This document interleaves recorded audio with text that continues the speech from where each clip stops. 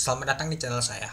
Di video kali ini, saya mau bahas tentang saham BBLI. Nah, pagi tadi untuk saham BBLI ternyata mengalami penurunan teman-teman. Sempat saya lihat sih minus 1% tadi teman-teman. Ya mungkin kita sudah tahu sih kenapa saham BBLI itu mengalami penurunan. Ya kalau kita lihat sih dia mengalami penurunan ya karena laba bersih di tahun 2025 di kuartal pertama menyusut teman-teman. Dibandingkan di tahun 2024 di kuartal pertamanya di tahun 2024 ya. Nah, kalau kita lihat teman-temannya, ini dia teman-teman. Kalau kita untuk di Stockbit untuk informasinya, BBLI di kuartal pertama di tahun 2025 laba bersih itu menyusut yaitu 14% per tahunnya teman-teman. Nah, untuk Bank Rakyat Indonesia mencatatkan laba bersih sebesar 13,7 triliun. Nah, sedangkan kalau kita lihat teman-temannya untuk laba bersih di tahun 2024 di kuartal pertama, ini dia yaitu 15 triliun teman-teman. Artinya kalau kita bandingkan sih menyusut tuh 2 triliun teman-temannya, agak lumayan juga teman-teman kalau kita perhatikan. Nah itu ya, jadi kalau kita lihat sih ya lumayan juga sih teman-temannya, 2 triliun ya menyusutnya. Ya itulah kenapa untuk saham BBL ini mengalami penurunan. Ya sempat juga ya kalau nggak salah sih ada saya bahas juga sih saham BBLI di bulan 2 di tahun 2025 tuh mengalami penurunan teman-teman. Tapi di tahun 2025 di bulan 3 mengalami kenaikan sedikit. Jadi ya kalau dia rata kasih ya menurun juga teman-temannya itu. Jadi ya kalau kita sih penurunan laba bersih utamanya disebabkan oleh beban provinsi yang naik menjadi 12,3 triliun teman-teman. Nah itu sih untuk faktor utamanya teman-teman, dan juga yang lain-lainnya teman-teman.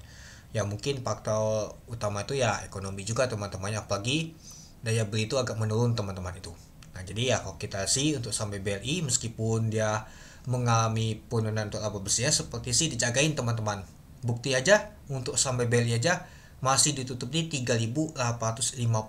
Nah mungkin masih ada nama tuh buyback kemarin teman-teman, ya mungkin belum digunakan semua sih buybacknya, ya diguyur sih perlahan di buyback ketika sahamnya BBL ini mengalami penurunan, ada buybacknya teman-teman itu.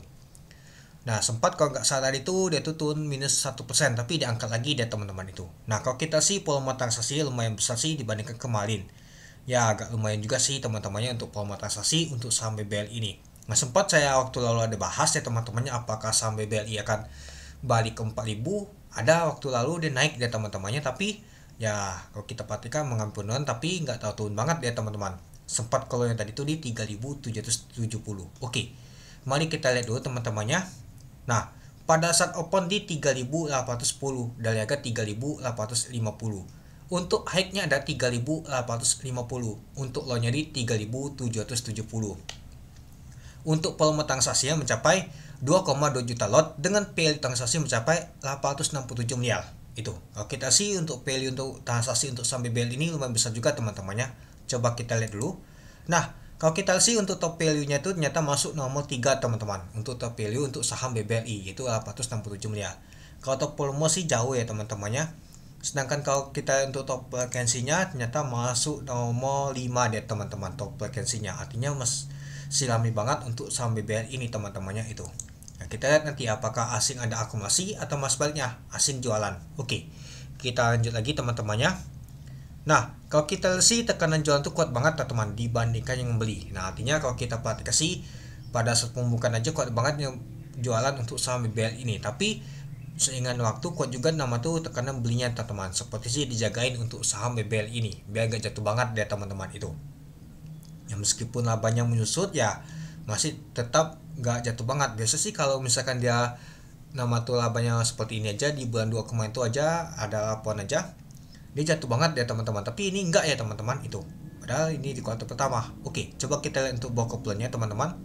Nah, kalau kita sih untuk broker plan-nya ada BK sama CP yang akumulasi, U sama AK jualannya teman-temannya. Oke, mari kita lihat dulu untuk bakas samarinya. Nah, kalau kita untuk bakas samarinya ada BK, CP, CC, UD yang akumulasi. Yang jualan adalah U, AK, IP, BB, PD yang jualan. Nah, coba kita lihat dulu apakah asing kuat banget jualan. Nah, kalau kita perhatikan sih si U paling banyak jualan teman-teman bersama AK. Ya jadi ya kalau kita sih jadi net sell ini teman-temannya untuk nama tuh asing ini. Nah coba kita lihat dulu teman-temannya berapa sih untuk asing nama tuh net sellnya. Nah saham BBLI yaitu 77,61 miliar. Nah kita lihat dulu.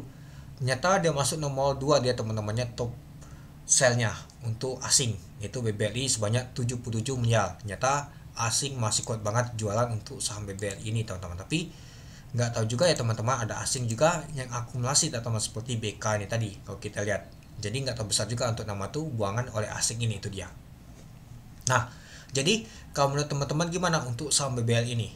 Ya meskipun kalau kita lihat di kuartal pertama dia mengalami penyusutan untuk labanya teman-teman.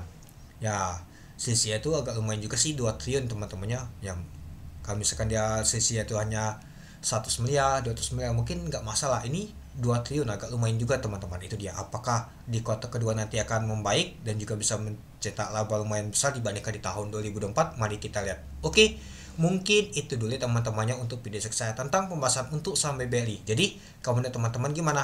Oke, sekian dulu video saya. Terima kasih menonton. Salam cuan.